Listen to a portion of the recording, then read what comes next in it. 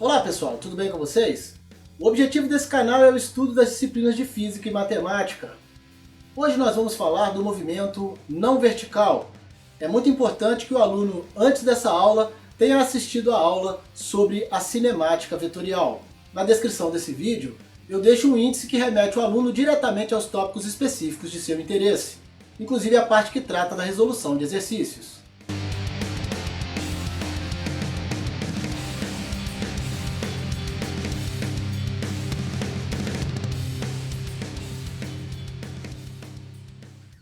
Bom pessoal, o nosso assunto de hoje é o movimento não vertical, mas para que a gente compreenda esse movimento é preciso que antes disso a gente saiba bem o que significa a composição de movimentos. Composição de movimentos de mesma direção. Consideremos um homem que se move sobre um vagão com 2 metros por segundo de velocidade em módulo. Considerando ainda que o vagão tem velocidade de 5 metros por segundo em relação ao solo, em módulo, teremos dois casos. Bom, eu vou chamar de VHS a velocidade do homem em relação ao solo. Vou chamar de VFS a velocidade do vagão em relação ao solo. E vou chamar de VHF a velocidade do homem em relação ao vagão. Vamos ver no próximo slide. Primeiro caso. VFS e VHF têm a mesma direção e o mesmo sentido. Nesse caso, VHS será igual a VHF mais VFS. Vamos traduzir isso aqui, ó. Imagine que o homem e o vagão estejam indo no mesmo sentido. Se isso ocorre, a velocidade do homem em relação ao solo é a soma da velocidade do vagão com a velocidade do homem que se move sobre o vagão. Vetorialmente falando, basta ligar as extremidades dos vetores que eu vou obter o vetor soma, que nesse caso é a velocidade do homem em relação ao solo. Vale ainda a seguinte observação. A soma vetorial, ou seja, a soma dos vetores, é encontrada nesse caso da mesma forma com que a gente encontra a soma dos módulos, tudo bem? Agora nós vamos ver uma outra situação.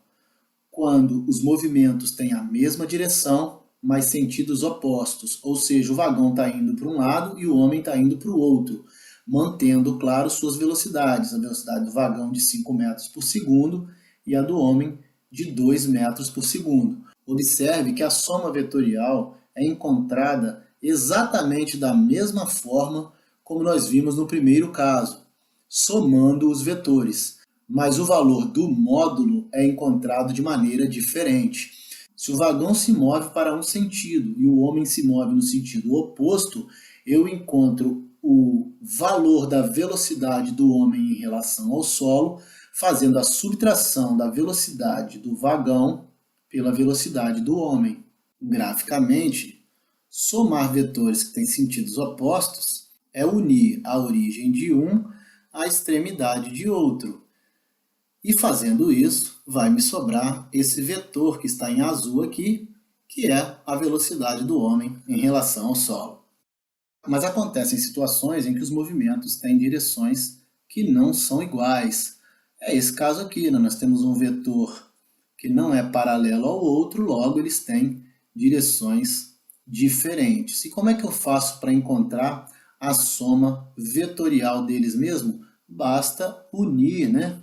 Esse ponto a esse, como eu disse aqui, ó, está unido aqui um ponto ao outro, a origem de um à origem do outro, e esse valor aqui em vermelho, ó, esse vetor em vermelho, será a soma do vetor VPR com o vetor VRR, ok? Esses dois vetores são componentes desse vetor VPR, tudo bem? Bom, então para fazer a soma vetorial, basta eu somar o vetor VPR com o vetor VPRzinho, né? Mais VRzinho R, tudo bem?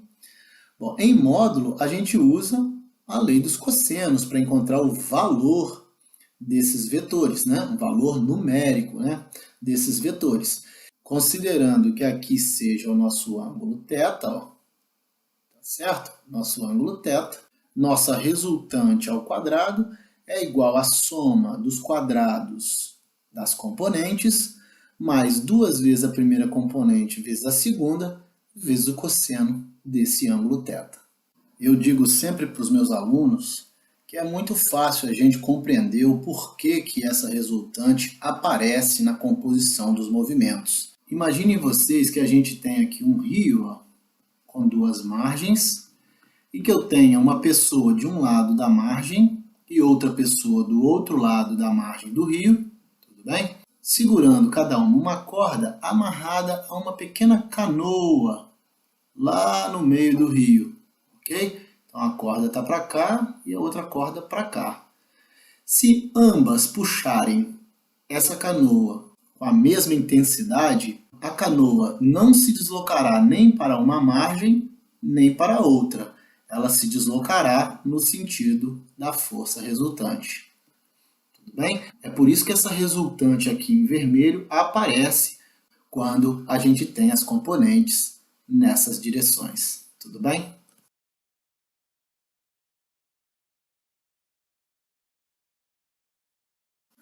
Lançamento horizontal.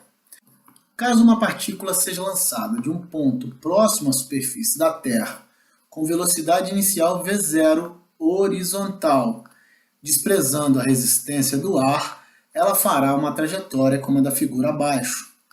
Para facilitar o estudo desse movimento, vamos adotar o sistema cartesiano, xy, o eixo xy, com o eixo x no mesmo sentido da velocidade inicial e o eixo y na direção vertical, orientado para baixo, sentido da queda, tudo bem?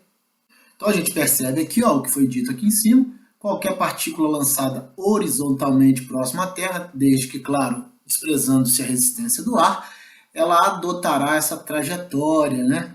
É uma trajetória parabolar, né? Beleza? Então, para facilitar o nosso estudo, a gente vai traçar aqui o eixo x no mesmo sentido da velocidade e orientar o eixo y para baixo no sentido da queda. Afinal, quando a gente lança algo horizontalmente, esse algo só vai cair, né? Ele não vai subir. Então, por isso, a trajetória fica orientada para baixo.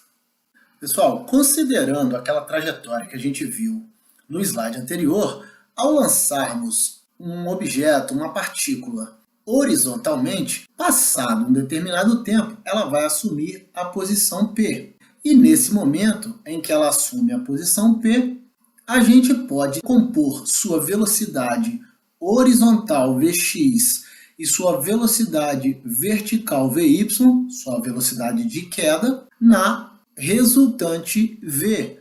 Nós acabamos de ver isso na decomposição de forças. Por que é que o objeto, a partícula, faz essa trajetória parabolar?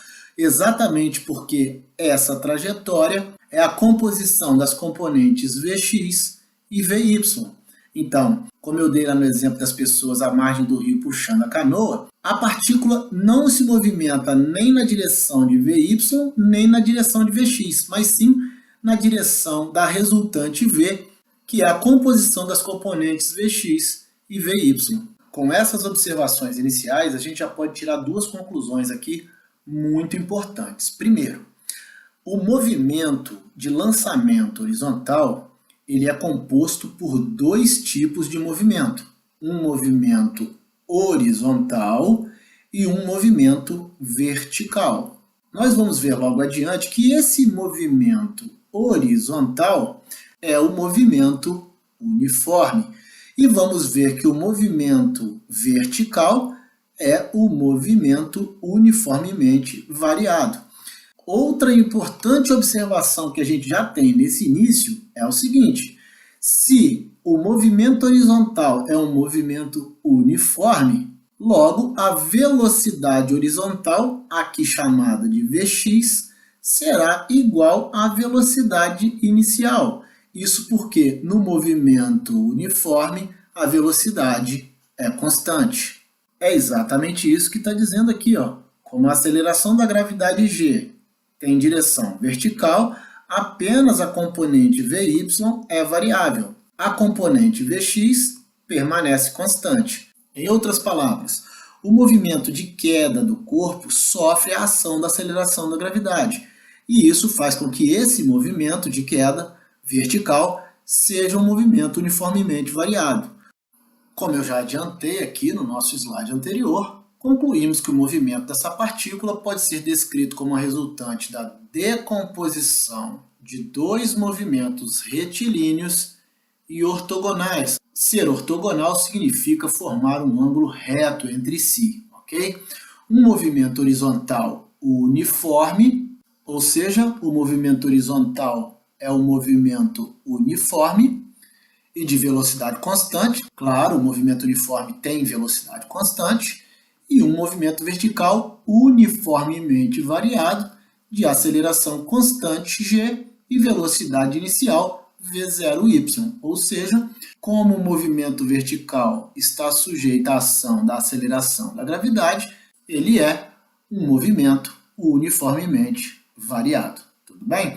Aqui nós ainda temos duas medidas muito importantes. A reta R, a reta vertical R, e a distância que vai da reta vertical R até o ponto A. A medida da reta R é a altura do lançamento. E a distância que vai da reta R até o ponto A gente chama de alcance. Tudo bem? Vamos estudar tudo isso que nós estamos falando aqui nos slides posteriores. Bom, como a gente já disse aqui nos slides anteriores, o movimento horizontal é um movimento uniforme e o movimento vertical é um movimento uniformemente variado, certo? Se o movimento horizontal é uniforme, significa que para esse movimento eu posso usar a equação horária do movimento uniforme. S igual a S0 mais V0t. Professor, você falou V0, mas escreveu Vx. Por que isso? Pessoal, vamos lembrar que lá no início eu disse que exatamente por ser o movimento uniforme, o movimento horizontal, a velocidade se mantém constante. Então, a velocidade do lançamento é a mesma velocidade o tempo todo. Logo, eu posso dizer que Vx é igual a V0 e é por isso que tanto faz eu falar V0 ou Vx aqui. O que nós vamos fazer de diferente nessa fórmula é reescrevê-la desse modo. X igual a x0 mais Vx vezes t. E por que isso? Vocês vão perceber que isso daqui é para evitar confusões com a equação horária do movimento uniformemente variado. Então, como o movimento horizontal tem a direção do eixo x, a gente chama S, nesse caso, de x e S0 de x0. Lembrar de novo que Vx é igual a V0, mais uma vez, por se tratar do movimento uniforme, a velocidade é constante na direção horizontal e por isso é a mesma velocidade do lançamento. E também é importante lembrar que x0 nesse caso será zero. Afinal, no momento do lançamento, a partícula está na origem das trajetórias, na origem do eixo x. Bom, já no movimento vertical, pela partícula sofrer a ação constante da aceleração da gravidade, esse movimento é um movimento uniformemente variado. E por isso eu posso usar as equações horárias desse movimento. Estão elas aqui, ó, S igual a S0 mais V0t mais GT2 sobre 2 e V igual a V0 mais GT. Vale ressaltar que o sinal da aceleração da gravidade permanece positivo porque eu orientei o eixo Y no mesmo sentido da aceleração da gravidade. Também é importante dizer que eu vou também fazer uma adaptação a essa fórmula aqui. Isso para evitar confusão com a equação horária do movimento uniforme. Lá eu troquei o S pelo X e o S0 pelo X0. Aqui eu vou trocar o S pelo Y e o S0 pelo Y0. Tudo bem? Além, obviamente, de colocar aqui, ó, que a velocidade inicial é a velocidade de queda. Na equação horária da velocidade, eu também farei essas pequenas adaptações. A velocidade final y, que é a velocidade final de queda, a velocidade inicial y, que é a velocidade inicial de queda.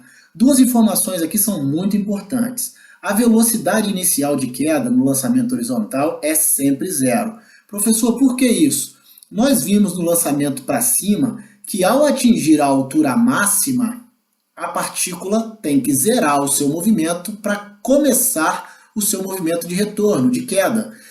Observe que nesse caso, a partícula já está no seu ponto máximo. Então, a velocidade nesse ponto, a velocidade vertical é zero. Mas a velocidade horizontal é a velocidade x. A segunda informação é de que y será sempre zero. Isso por quê, professor? Bom, y está lá no final da queda, ó. Essa é a medida y. Isso significa dizer que quando a partícula atingir o solo, ela estará nessa direção da ordenada y, ou seja, o valor será zero, uma vez que no solo a altura é igual a zero. Eu vou deixar um card aqui, também vou deixar na descrição desse vídeo, um experimento que mostra o movimento de queda na queda livre e o movimento de queda aqui no lançamento horizontal.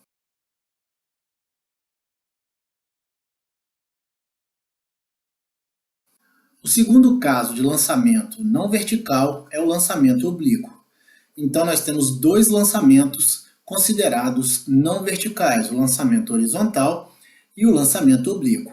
Aqui já vale uma observação. O lançamento horizontal, ele é feito exatamente desse ponto aqui, tá certo? Do vértice aqui, ó. Daqui é feito o lançamento horizontal. O lançamento horizontal tem essa parte da parábola aqui em sua descrição, tá certo? Ao lançarmos uma partícula dessa forma, ela vai descrever uma parábola. Isso, claro, desprezando a resistência do ar. A é o alcance, ou seja, o alcance do lançamento, né? H é a altura do lançamento, então aqui ó, é o alcance. H é a altura, tudo bem? V é o vértice da parábola e θ é o ângulo de disparo, o ângulo de tiro. V0 a gente já sabe que é a velocidade inicial. Esse movimento também é composto pelos movimentos vertical e horizontal. Nós vamos ver isso mais adiante. No lançamento horizontal, a partícula verticalmente tem movimento apenas de descida. E por isso a gente orienta o eixo y para baixo. Já no movimento oblíquo, verticalmente, a partícula tem movimento de subida e de descida. Então por isso a gente orienta o eixo y para cima. Vale ressaltar que o vértice, ó, o V, que é o vértice, é exatamente a altura máxima atingida pela partícula, ou seja, a altura H máxima. É exatamente aqui no vértice, ok? Bom, como nós vimos na decomposição de movimentos, a gente pode decompor a velocidade V0 em duas componentes, V0y e V0x. E como é que a gente faz isso? Vamos dar uma olhada aqui, ó. Esse ângulo aqui, ó, é o ângulo θ, e olhando do ângulo θ, eu tenho o cateto oposto, que é o V0y, tudo bem? E tenho a hipotenusa, que é V0. Bom, cateto oposto sobre hipotenusa é o seno de θ, né? Então, o seno de θ é o cateto oposto V0y dividido pela hipotenusa V0. Fácil da gente entender que V0y será V0 vezes o seno de θ. V0 vezes o seno de θ. É isso que está aqui. Tranquilo? Bom, também olhando do ângulo θ, eu observo que V0x é um cateto adjacente. Bom, se eu tenho cateto adjacente e tenho hipotenusa, eu estou falando do cosseno. Então, o cosseno de θ é o cateto adjacente V0x dividido pela hipotenusa V0. Também é muito fácil da gente identificar que V0x vai ser V0 vezes o cosseno de θ. É isso que está aqui. Professor, por que eu preciso decompor o V0 em duas velocidades distintas? Pessoal, lembrar aqui que esse movimento, o movimento oblíquo, ele é composto por dois tipos de movimento. O horizontal, que desloca a partícula horizontalmente, movimento uniforme, e o vertical, que movimenta a partícula no sentido da subida e da descida dela, MUV. É por isso que eu preciso encontrar as velocidades horizontal e vertical. Nós vamos ver isso com mais detalhes mais adiante. Bom, da mesma forma como no lançamento horizontal, como eu disse no slide anterior, aqui a gente também tem dois tipos de movimento, né? Um movimento que desloca a partícula horizontalmente, é o movimento uniforme, e um que movimenta a partícula verticalmente, sofrendo as ações inclusive da aceleração da gravidade, o movimento uniformemente variado. Bom, para o movimento horizontal, como ele é uniforme, eu também posso utilizar a equação horária do movimento uniforme, S igual a S0 mais VT. De novo, troquei o S por X e o S0 por X0, exatamente para que a gente não confunda essa fórmula com a equação horária do movimento uniformemente variado. A gente sabe que x0 é igual a zero, isso porque o lançamento é feito a partir da origem da trajetória, não é isso? E sabemos também que a velocidade inicial de x será toda a sua velocidade durante todo o percurso, ou seja, é igual à velocidade de lançamento. Isso porque no movimento uniforme a velocidade é constante. E na horizontal nós temos o movimento uniforme. Já na vertical, nós temos dois movimentos agora. O movimento de subida até o vértice, que é a altura máxima, e o movimento de descida até a posição do alcance máximo, né? Isso aqui é o alcance máximo que a partícula consegue com esse disparo. Pois bem, lá no lançamento horizontal, a gente só tinha o movimento de descida, ok? Bom, o movimento vertical sofre a ação da aceleração da gravidade, que está sempre apontada para baixo, correto? E por isso, trata-se de um movimento uniformemente variado. A aceleração da gravidade constante me dá essa certeza de que se trata desse movimento. E por isso eu posso usar as equações do movimento uniformemente variado. S igual a S0 mais V0t mais GT2 sobre 2. Fazendo as adaptações que eu já falei, trocando o S por Y e S0 por Y0, apenas para a gente não confundir com a equação horária do movimento uniforme. Tudo bem? Então, nesse momento, surge a seguinte dúvida. Professor, você colocou mais aqui, mas aqui você botou menos nas fórmulas. E por que você fez isso? Bom, vamos lá. Lá no movimento horizontal, eu orientei o eixo Y para baixo. O movimento horizontal é movimento apenas de descida. Então, os sinais ficam positivos porque a trajetória está orientada no mesmo sentido da aceleração da gravidade. Agora, como aqui se trata de um movimento de subida e de descida, eu orientei o eixo Y para cima, no sentido oposto ao da aceleração da gravidade. E é por isso que esses sinais aqui ficam negativos. Tudo bem?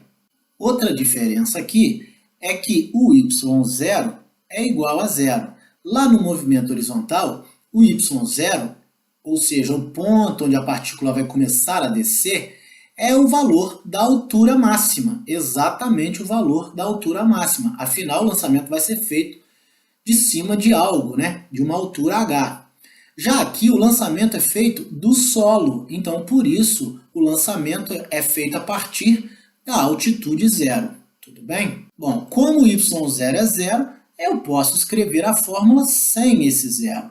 E ela fica y igual a v0y vezes t menos gt2 sobre 2. Já a equação horária da velocidade, vy igual a v0y menos gt. A única diferença é o sinal trocado aqui de mais para menos.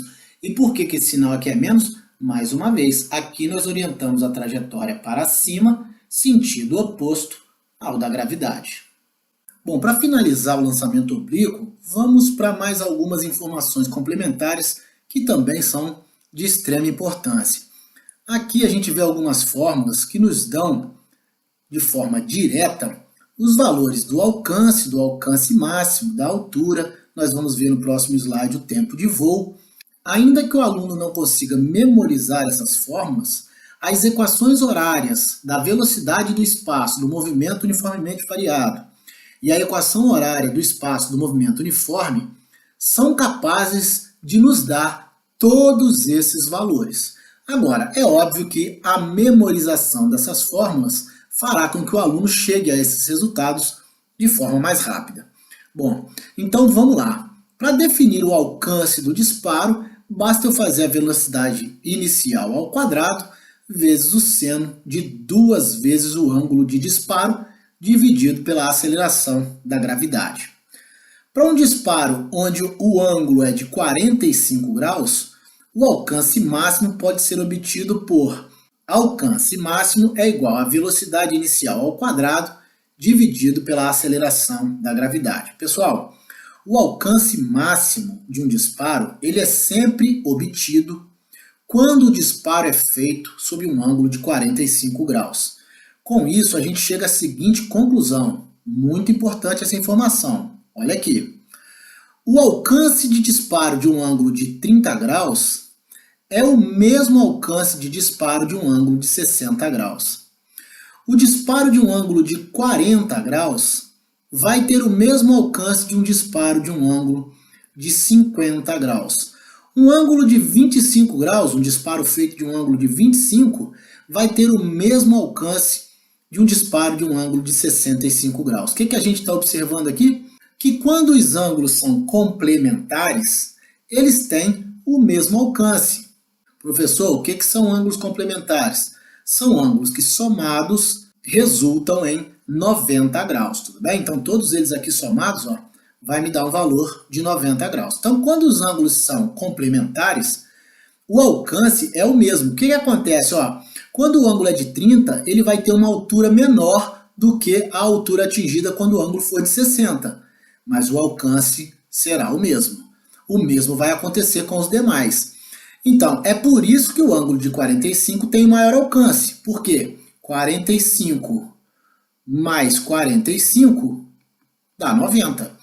Então, qual é o ângulo cujo disparo eu vou ter o maior alcance? É o ângulo de 45. Se eu fizer um disparo sob o ângulo de 45, ele terá o maior alcance. O projétil alcançará a maior distância, tudo bem? Bom, também definimos a equação que nos dá a altura atingida pelo lançamento. V0 vezes o seno do ângulo θ elevado ao quadrado dividido por 2 vezes a gravidade. Como eu disse, são fórmulas que se o aluno memorizar, ajudam bastante ele a encontrar de forma direta esses valores. Mas não são necessárias suas memorizações, porque as equações horárias também nos dão todos esses valores. Como eu disse no slide anterior, a gente também tem uma formulazinha, uma expressão algébrica, que nos dá o tempo de voo do projétil, do momento em que ele é disparado até o momento em que ele cai no solo, tudo bem? Mas, como eu disse também lá, não é preciso memorizar essa fórmula, porque as equações horárias nos dão o valor do tempo de voo. Basta usar as equações horárias que a gente consegue chegar a esse resultado. Claro que memorizando essa fórmula, o aluno chega de forma direta, mais rápida. Mas, repito, não há necessidade de fazer essa memorização. Nós vamos ver isso, inclusive, nos exercícios. Eu vou deixar aqui um card e também na descrição do vídeo um experimento que mostra o lançamento oblíquo, para que vocês tenham uma visão prática de como esse lançamento acontece e algumas de suas características. Na próxima aula, dando prosseguimento ao estudo da cinemática, nós veremos o movimento circular. Mais uma vez, é muito importante que o aluno tenha assistido a aula sobre cinemática vetorial. Um grande abraço a todos e até a próxima!